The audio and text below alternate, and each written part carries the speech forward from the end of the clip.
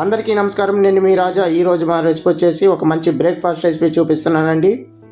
ప్రతిరోజు ఇడ్లీ, దోశ, పూరీలు తిని బోర్ కొడుతుందా? అయితే 5 నిమిషాల్లో ఈ బ్రేక్ఫాస్ట్ రెసిపీని తయారు చేయండి. రుచి అద్భుతంగా ఉంటుంది. ఎన్ని తిన్నా అస్సలు బోర్ కొట్టదు. చాలా సింపుల్గా చేసుకోవచ్చు. ఎలా చేయాలో పూర్తి వీడియో చూడండి. రండి వీడియోలోకి వెళ్దాం. ముందుగా ఒక మిక్సింగ్ బౌల్ తీసుకొని అందులోకి 1 కప్పు దాకా బియ్యం పిండి వేసుకోండి. అలాగే ఒక అరకప్పు దాకా గోధుమ పిండి వేసుకోండి. 1/4 కప్పు దాకా శనగపిండి వేసుకోండి. ఇందులోకి సన్నగా తరిగిన చిన్న ఉల్లిపాయను వేసుకోండి. సన్నగా తరిగిన 2 పచ్చిమిరపకాయలు కూడా వేసుకోండి. సన్నగా తరిగిన ఒక చిన్న టమోటాను వేసుకోండి. 1/4 టీ స్పూన్ అంతా జీలకర్ర వేసుకోండి.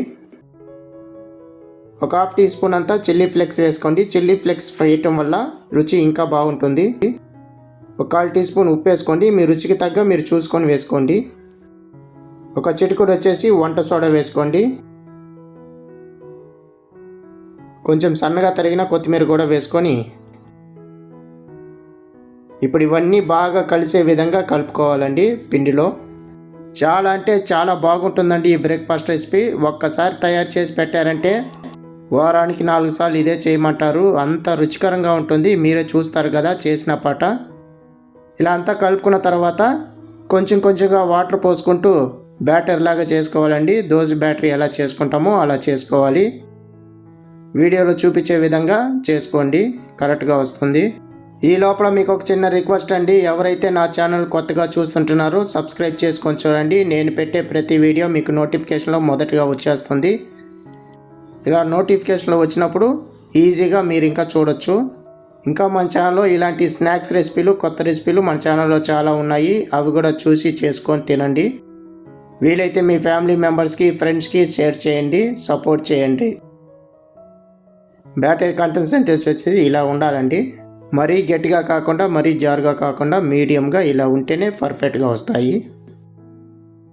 స్టవ్ మీద డీప్ ఫ్రై సరిపడా ఆయిల్ పెట్టుకొని ఆయిల్ వేడయ్యాక ఒక గెరెట్ నిండా పిండి తీసుకొని ఈ విధంగా వేసుకొని అలాగే వదిలేయాలి 1 నిమిషం పాటు. పైకి తేలినప్పుడు మనం రెండో వైపు తిప్పుకుంటూ ఫ్రై చేసుకోవాలి. మంట వచ్చేసి మీడియం మంట మీద చేయండి. అప్పుడే పర్ఫెక్ట్గా వస్తుంది, మంచి క్రిస్పీనెస్గా. 1 నిమిషం పాటు ఫ్రై చేసుకుంటే సరిపోతుంది, పర్ఫెక్ట్గా వస్తుంది.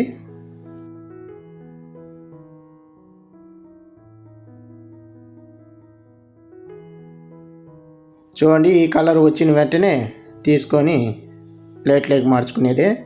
ఇంతేనండి, సింపుల్గా చేసుకోవచ్చు ఈ రెసిపీని.